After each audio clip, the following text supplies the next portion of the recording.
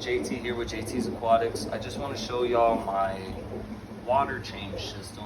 It's late night, it's 10:45-ish here in Texas. I just want to show y'all how I do water changes here in my fish nook or fish room, whatever you want to call it. I'm just hanging out, watching some Aquarium Co-op podcast and hanging out. So happy Mother's Day, by the way, to all the mothers out there. So let me show y'all what I got going on and what I do when I do water changes.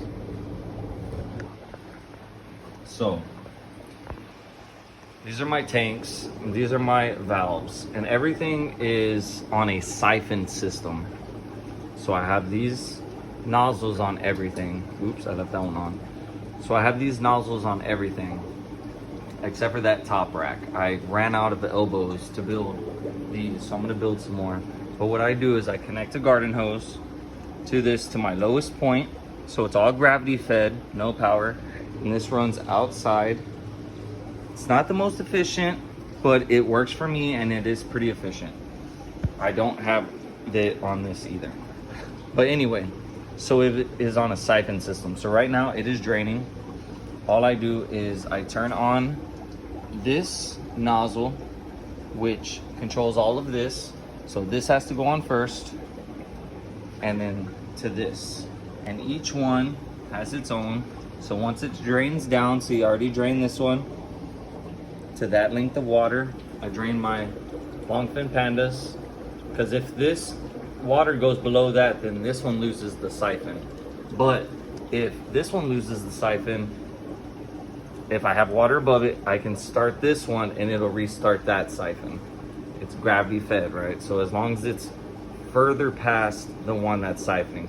So like this is my last top siphon. So if this one loses siphon, I gotta suck on that bad boy down here to get water to come out of there. But anyway, so I have it siphoning, and once it gets right below that, I cut it off and I move to the next tank, next tank, next tank. So I'm not siphoning this one because I have a fry tray in there, and if I go too low, my fry will lose water. I have super red fry in there. Buku super reds here in the fish room. So much plecos. But yeah. So I drain it down. It's about to the point where I want it. See it? It's right there. I'd say that's about 30% water change. I do this every weekend, every Saturday night or Sunday night, whichever one I have time. I do not have something here like a sponge or anything, because most of my stuff that I water change usually is fish or corydoras, and they usually don't get sucked up in the siphon. If they do, I actually have a net on the end of the water hose just in case.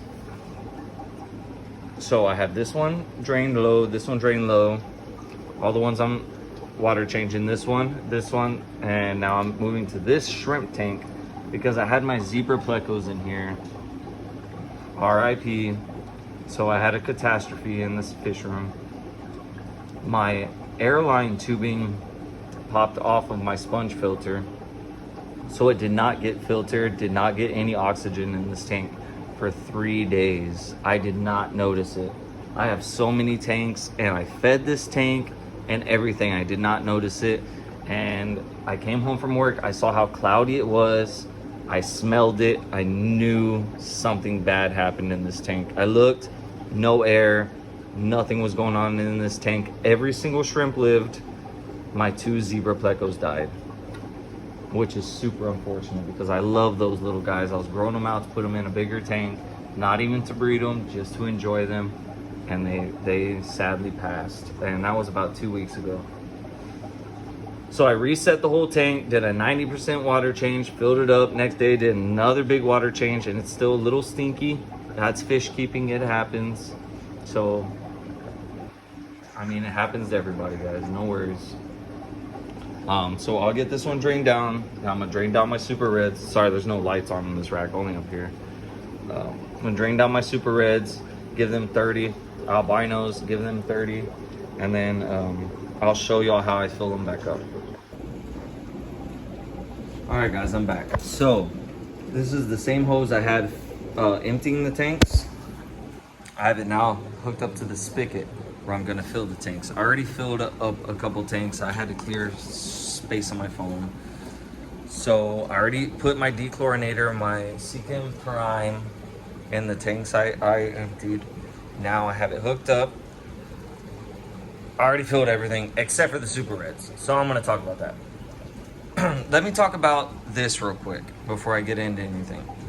This is all irrigation for like in your yard, if you're gonna do like watering your yard. The irrigation, the what is it called? The water sprinkler system. This is all sprinkler system stuff. So all of it. Let me show you this rack. This rack has it as well. Turn that. I did a water change on all this. Each one has one. These are all 15-gallon longs. These are all 10 gallons. I'm getting a 60-gallon tomorrow for right here. But each one has it. Goes down, drains to here. It's all a siphon system with gravity siphon.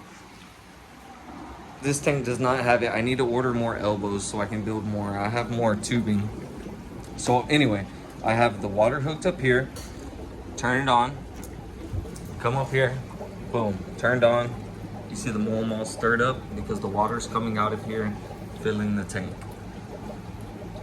With these Super Reds or any Plecos, if you keep Plecos, you know they poop a lot. They do not mess around. They call them, oh, look at the little baby. Where is he? If you think these are cleaner fish, you are wrong. They will chew on the glass, they will clean up your glass a little bit, but they poop a lot. They do not clean your system. They dirty it. Look at all that mold. And I cleaned it, I siphoned it. This is all the stuff that's left. But anyway, so this is filling. And whenever I'm done with this, to keep my siphon, I turn this off first. So the whole system is filled with water at all times. So anytime I crank one of these valves, water will come out, or vice versa. If I have a water source connected, it will fill. I ran out of ends, I ran out of pieces. But anyway, I'm gonna see how I have this hooked up right here. I'm gonna add more so I can add siphons here. Look at all my baby mystery snails. Those are all baby mystery snails. They are breeding like crazy. Look at them all bunched together. I wonder what they're talking about. Anyway, so it is full. I turn it off here. So now the system is full of water. I turn it off here. So the system is full of water. It's on an automatic siphon at all times. So yeah, guys, that's my little water change system. I have it hooked up here as well. It's my 20-gallon longs. The lights are off. They're on a timer. I wish the glare wasn't so bad. But yeah, I have gold lasers in here. A guy requested, or a woman, I don't know who it was, requested on eBay a female gold laser. My clown loach, it's my snail control. Requested an adult female gold laser for X amount of dollars. So I ended up selling that female gold laser because these gold lasers have not been breeding at all. I sold that gold laser and I went to one of my local fish sellers here in San Antonio and I traded them that money. So I bought 10 baby gold lasers with that one gold laser female money. So that's how much they wanted a gold laser female. If you know how much gold lasers are here in Texas, they go for about $30 each. So I got 10. I don't know their sex. I imagine it's hopefully half and half. Let them grow out, live a good life, live with some plants and then some Cardina shrimp. Where is it? Oh yeah, look at that beautiful Cardina. They are not breeding. But yeah, these are my display tanks. I love these. Ew, look at all the snail eggs. The loach, once they're done in there, the loach is going in here, handle all those snail eggs. But I do love snails, but I don't want a bunch of snails. energy drink number 1. Let's check out these. We're on update mode. Let's turn this. I think I got a couple Corridoras in here, huh? Yep. They're doing well. This is longfin pandas, regular pandas, and Juliais. And then here, I have albinos. I don't know if I'm gonna be able to see them. Oh, I have albinos, Corridoras, and more pandas. See anything wiggling around, shooting around? Look, there's one. There's a few. I have those in here. You always put some moss with your fry in your fry tank because there's microorganisms that live in that moss. Uh-oh. So these aquarium co-op sponge filters are awesome for these fry trays. If you do not want to hook up a crazy system like Dean and all that with the water stuff, these things, look at that. Fresh water pumping in, has these sponges so the water filters out. You can't beat it. They're a little dirty. This one's a little dirty for sure. But you cannot beat this fry system. Anybody can get it. These sponge filters are 20 bucks. Can't go wrong. Different sizes. Where are they? So here's the large big Mondo sponge filter. And there's the small. Size comparison. I cannot tell you how much I love these sponge filters. And whenever they have the air collar, it's not hooked up on here. Whenever you have the air collar, it pumps water out, and they are just freaking awesome. But yeah, guys, that's my water change system. This is just another day in the fish room. These Corys. Who wants some Corys? You want some Corys? Send me a message. These rainbows are growing out beautifully. They're not shy at all. They're beautiful. Look at that male. Look at that guy. They're growing out so well. Super reds are getting crazy. I have probably 200 super reds in this room. Oh, look at that female. Got babies. And also, let me show y'all this. This is my blue jelly tank. I love some blue jelly neocardinas. That fat female right there. She's got a bunch of babies just munching. Yum, yum, yum, yum, yum, yum, yum. This is my mystery snails. Going crazy. Shrimp? Who wants shrimp? I swear I built this fish room on cherry shrimp. If you can have anything that you want to breed for profit, it is cherry freaking shrimp. Of course, update on my favorite tank. Oh, look. Oh man, these are beautiful, these L397s. God, they're gonna do so awesome. Once they're big Mondo 397s, these Bosmanis, I gotta go get me some more. I wanna get about 5 more of these. Maybe 2 females, 3 males. Let's see if you can see this guy. So he made himself a cave in this rock stack. Here, I made a stack of rocks. Tuck all my Anubias in. But yeah, I need to get me some more Bosmanis. I want to get more rainbow fish. I really enjoy rainbow fish. Yeah, guys, that's my fish room. We're loving it. I lost the 29-gallon tall. My dog knocked this over, cracked the tank. If you look on my page, on my shorts, you'll see the water leaking out of it. Caught a video of it.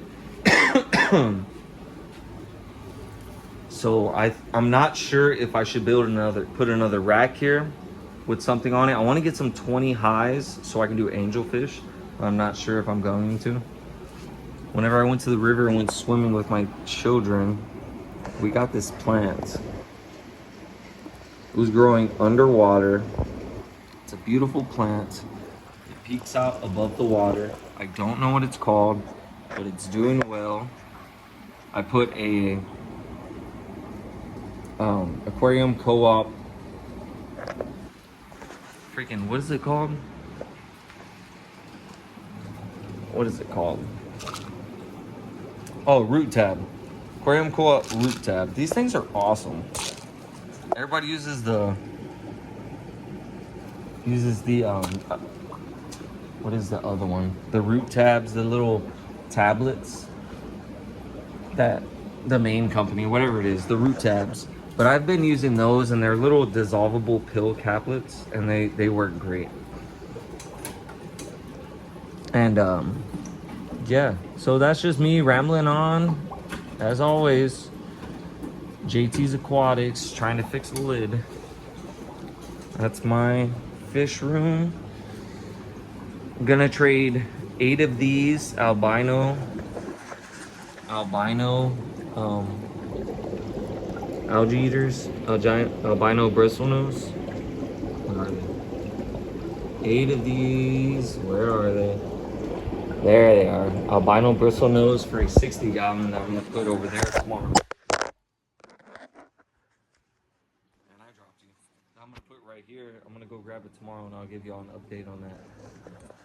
Well, thanks so much, guys, and y'all have a great Mother's Day, and we'll see you later.